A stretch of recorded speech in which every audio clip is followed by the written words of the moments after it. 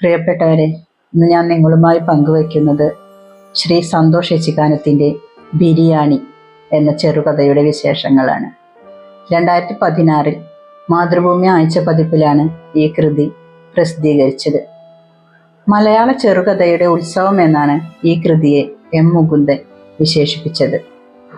ഏറെ ചർച്ച ചെയ്യപ്പെടുകയും ഏറെ വിവാദങ്ങൾക്ക് വഴിവെക്കുകയും ചെയ്ത ഒരു ചെറുകഥ കൂടിയാണ് ബിരിയാണി. ഇത് വായിച്ചു കഴിയുന്ന ഏതൊരു വായനക്കാരൻ്റെയും കണ്ണുകൾ അവസാനം അറിയാതെ നിറഞ്ഞിരിക്കും. കേന്ദ്ര കഥാപാത്രമായി വരുന്നത് ഗോപാൽ യാദവ് എന്ന ബീഹാറിക്കാരനാണ്. കലന്തൻ ഹാജി എന്ന നാട്ടിലെ ധനികനും ആഡംബരപ്രിയനുമായ ഒരാളുടെ വസതിയാണ് ഇതിൻ്റെ പശ്ചാത്തലം, കഥയുടെ പശ്ചാത്തലം. കലന്തൻ ഹാജിയുടെ പേരമകൻ്റെ വിവാഹവുമായി ബന്ധപ്പെട്ട് അവിടുത്തെ ജോലികൾക്കായി ഗോപാൽ യാദവ് എന്ന ബീഹാറിക്കാരൻ വരുന്നു. ഈ ജോലിക്ക് വരുന്നതിന് മുമ്പ് തന്നെ കൂലിയെക്കുറിച്ച് ഒരു വിലപേശൽ നടക്കുന്നു. ഈ കല്യാണ വീട്ടിലെ ഈ ജോലി മലയാളി ചെയ്യുകയാണെങ്കിൽ 600 രൂപ, തമിഴൻ ചെയ്യുകയാണെങ്കിൽ 500 രൂപ, ബംഗാളി ചെയ്യുകയാണെങ്കിൽ 350 രൂപ, ബീഹാറി ആണെങ്കിൽ 250 രൂപ. അങ്ങനെ വിലപേശിക്കൊണ്ട് ഏറെ തർക്കത്തിനൊടുവിലാണ് ഗോപാൽ യാദവ് ഈ ജോലിക്ക് വരുന്നത്.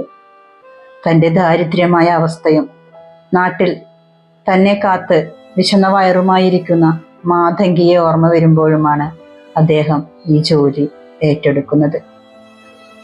കലന്തൻ ഹാജിയുടെ പേരമകൻ്റെ കല്യാണം 2 ആഴ്ച മുൻപ് ബാംഗ്ലൂരിൽ വെച്ച് നടന്നതാണ്. എങ്കിലും തൻ്റെ ആഡംബരവും തൻ്റെ പ്രൗഢിയും നാട്ടിലെ ജനങ്ങളെ അറിയിക്കുന്നതിന് വേണ്ടി നാട്ടുകാർക്കും ബന്ധുക്കൾക്കും വേണ്ടി ഒരു സദ്യ ഇവിടെ വീട്ടിൽ വെച്ച് നടക്കുകയാണ്. കല്യാണപ്പന്തൽ അലങ്കരിക്കുന്നതിന് വളരെ വില കൂടിയ പൂക്കൾ വിദേശ രാജ്യങ്ങളിൽ നിന്നാണ് കൊണ്ടുവന്നിട്ടുള്ളത്. ബിരിയാണി വെക്കുന്നതിനായി വളരെ വില കൂടിയ ബസ്മതി അരി 1 ലോഡ് പഞ്ചാബിൽ നിന്ന് ഇറക്കിക്കൊണ്ടിരിക്കുന്നു. വലിയൊരു കുഴി വെട്ടാനാണ് ഗോപാൽ യാദവിനോട് പറഞ്ഞത്. ഒരാൾ ഇറങ്ങി നിന്നാൽ കാണാത്ത വിധത്തിൽ ഒരു കുഴിയെടുക്കാനായി ഗോപാൽ യാദവിനോട് ആവശ്യപ്പെടുന്നു. കുറച്ച് കഴിയുമ്പോഴേക്കും ഒരാൾക്ക് ഇറങ്ങി നിൽക്കാൻ പാകത്തിൽ ഗോപാൽ യാദവ് ഒരു കുഴി തീർത്തിരിക്കുന്നു. അദ്ദേഹത്തിന് തന്നെ അത്ഭുതം തോന്നി. താൻ തന്നെയാണോ ഈ ചുരുങ്ങിയ സമയം കൊണ്ട് ഇത്ര വലിയൊരു കുഴി തീർത്തിരിക്കുന്നത്? വൈകുന്നേരമാകുമ്പോഴേക്കും ബസ്മതി അരിയുടെ മണം, ബിരിയാണിയുടെ മണം മൂക്കിലേക്ക് അടിച്ചു കയറാൻ തുടങ്ങി. അപ്പോൾ ഗോപാൽ യാദവ് തൻ്റെ നാടിനെ കുറിച്ചോർത്തു, ബീഹാറിലെ തൻ്റെ നാടിനെ കുറിച്ചോർത്തു. ഒരു കൽക്കരി ഖനിയിലാണ് ഗോപാൽ യാദവിന് ജോലി. വൈകുന്നേരം വരെ പണിയെടുത്താൽ വളരെ തുച്ഛമായ കൂലിയെ കിട്ടുകയുള്ളൂ. വളരെ അപകടം പിടിച്ച ജോലിക്കിടയിൽ തനിക്ക് നഷ്ടപ്പെട്ട തൻ്റെ സുഹൃത്തുക്കളെ ഓർമ്മ വന്നു. വിശന്നു പൊരിഞ്ഞ വയറുമായി മരിച്ചുപോയ തൻ്റെ മകൾ ബസ്മതിയെ ഓർമ്മ വന്നു. കൽക്കരി ഖനിയിലെ ജോലിയിൽ ഒരു ദിവസം 300-400 കിലോ കൽക്കരി തൻ്റെ സൈക്കിളിൽ വെച്ച് ഉന്തിക്കൊണ്ട് ദൂരെയുള്ള സ്ഥലങ്ങളിലേക്ക് പോകണം. അതിന് അദ്ദേഹത്തിന് കിട്ടുന്ന കൂലി 350 രൂപയാണ്. പിടിച്ചുപറിക്കാരും പോലീസുകാരും പങ്കിട്ടെടുത്താൽ പിന്നെ ഒന്നും ഉണ്ടായിരിക്കുകയില്ല. സൈക്കിളിൻ്റെ അറ്റകുറ്റപ്പണി കൂടി കഴിഞ്ഞാൽ ചിലപ്പോൾ 10 രൂപയെ കയ്യിലുണ്ടാകുകയുള്ളൂ. തന്നെ കാത്ത് വിശന്നു പൊരിഞ്ഞ വയറുമായിരിക്കുന്ന തൻ്റെ മകൾ ബസ്മതി മണ്ണ് വാരി തിന്ന് ഉറങ്ങിയിട്ടുണ്ടാവും.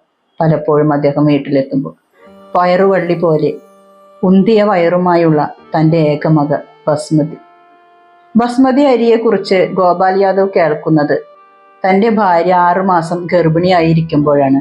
ഒരു ദിവസം ആശുപത്രിയിൽ നിന്ന് വരുന്ന വഴി അവളാണ് കടയിൽ ബസ്മതി അരി അദ്ദേഹത്തിന് കാണിച്ചു കൊടുത്തത്.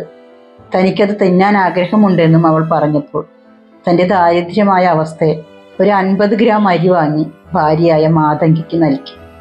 അവൾ അത് വായിലിട്ട് കുറിച്ചുകൊണ്ടാണ് വീട്ടിലേക്ക് നടന്നത്. കലന്തൻ ഹാജിയുടെ വീട്ടിൽ നിന്ന് ബിരിയാണിയുടെ മണം മൂക്കിലേക്ക് അടിച്ചു കയറാൻ തുടങ്ങി. വിരുന്നുകാർ വരാൻ തുടങ്ങി. നിറയെ ബഹളം. കുറച്ചു കഴിഞ്ഞപ്പോൾ പാത്രങ്ങളിൽ ഇറച്ചി കഷ്ണങ്ങളോട് കൂടിയ ബിരിയാണികൾ വന്ന് തട്ടാൻ തുടങ്ങി.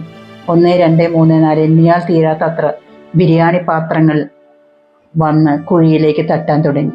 അവസാനം പൊട്ടിക്കാത്ത ഒരു ബിരിയാണി ചെമ്പ് കൂടി കുഴിയിലേക്ക് തട്ടി. കലന്തൻ ഹാജിയുടെ പേരമകനായ റിസ്വാൻ ചോദിച്ചു, താങ്കളുടെ നാട് എവിടെയാണ്? ബീഹാറിലെ ലാൽമാത്തിയ. അങ്ങനെ ഒരു സ്ഥലം ബീഹാറിലുണ്ടോ? അദ്ദേഹം വേഗം ഗൂഗിൾ എടുത്തു നോക്കി. അതിപ്പോൾ ജാർഖണ്ഡിലാണല്ലോ. ബീഹാറിൽ അങ്ങനെ ഒരു സ്ഥലമില്ലല്ലോ. ലാൽമാത്തിയ ജാർഖണ്ഡിലാണല്ലോ. അത് കേട്ട് ഗോപാൽജി ഞെട്ടി. അല്ല, അദ്ദേഹം തൻ്റെ നാട് വിഭജിച്ചതോ ലാൽമാത്തിയ ബീഹാറിൽ നിന്ന് ജാർഖണ്ഡിലായതോ അറിഞ്ഞിട്ടില്ല. നെടുവീർപ്പോടെ അദ്ദേഹം ഓർത്തു, താൻ നാട്ടിൽ നിന്ന് അകന്നപ്പോൾ തൻ്റെ നാടും തന്നിൽ നിന്ന് അകന്നു പോയല്ലോ. ബിരിയാണി നന്നായി കാലുകൊണ്ട് അമർത്തി ചവിട്ടി കുഴിയിലേക്ക് ഇറക്കണം, റിസ്വാൻ ആവശ്യപ്പെട്ടു. ഗോപാൽ യാദവ് അനങ്ങാതെ നിന്നു. എന്താണ് നോക്കി നിൽക്കുന്നത്? വേഗം, സമയം 11 മണിയായി. വേഗം ബിരിയാണി നന്നായി കാലുകൊണ്ട് താഴ്ത്തി ഇറക്കൂ, എന്നിട്ട് മണ്ണിട്ട് മൂടിയാൽ മതി.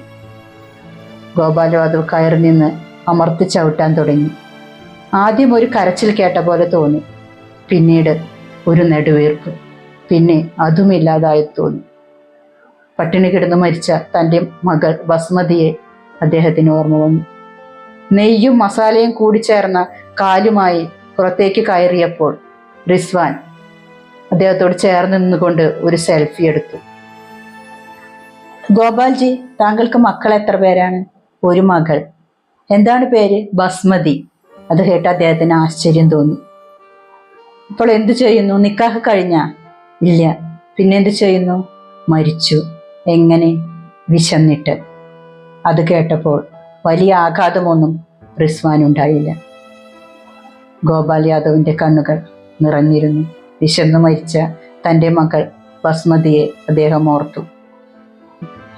വീണ്ടും ഒരു പിടി മണ്ണ് അതിന് മുകളിലേക്ക് കൈക്കോട്ടുകൊണ്ട് കോരിയിട്ടു. പിന്നീട് അദ്ദേഹം ഉള്ളിലേക്ക് ഒരു നെടുവീർപ്പിട്ടു. കുഴി മണ്ണിട്ട് മൂടി. ഈ നോവൽ ഒരു വിഭാഗത്തെ അവഹേളിച്ചുകൊണ്ടാണെന്ന് പറഞ്ഞുകൊണ്ട് ഏറെ വിവാദങ്ങൾ ഉണ്ടാക്കി. എങ്കിൽ അതല്ല, ഇതിലെ കേന്ദ്ര കഥാപാത്രം വിശപ്പാണ്, പട്ടിണിയാണെന്ന് ഇത് വായിക്കുന്ന ആർക്കും മനസ്സിലാകും. 2 വിഭാഗം ആളുകളാണെന്ന് സമൂഹത്തിലുള്ളത്. തൻ്റെ പ്രൗഢിയും സമ്പത്തും മറ്റുള്ളവരെ കാണിക്കാൻ വേണ്ടി തത്രപ്പെടുന്ന ആളുകൾക്കിടയിൽ ഒരു ദിവസം എങ്ങനെ തള്ളി നീക്കുമെന്നറിയാത്ത ഒരു വിഭാഗം ആളുകൾ. ഈ കൃതി നമ്മെ ഓർമ്മപ്പെടുത്തുന്നത് അതാണ്. ഭക്ഷണം പാഴാക്കാതിരിക്കാനും ഭക്ഷണത്തിൻ്റെ മൂല്യങ്ങളും നമ്മുടെ കുഞ്ഞുങ്ങളെ നമുക്ക് പറഞ്ഞ് ബോധ്യവാന്മാരാക്കാം. ഒപ്പം നമുക്കും ഈ സാമൂഹ്യ വ്യവസ്ഥിതി ഒന്ന് മാറാൻ വേണ്ടി നമുക്ക് രക്ഷിതാക്കൾക്കും ഒന്ന് കണ്ണു തുറന്ന് മനസ്സ് തുറന്ന് പരിശ്രമിക്കാം. അടുത്തത് മറ്റൊരു പുസ്തകത്തിൻ്റെ വിശേഷവുമായി ഞാൻ വീണ്ടും വരും. നന്ദി, നമസ്കാരം.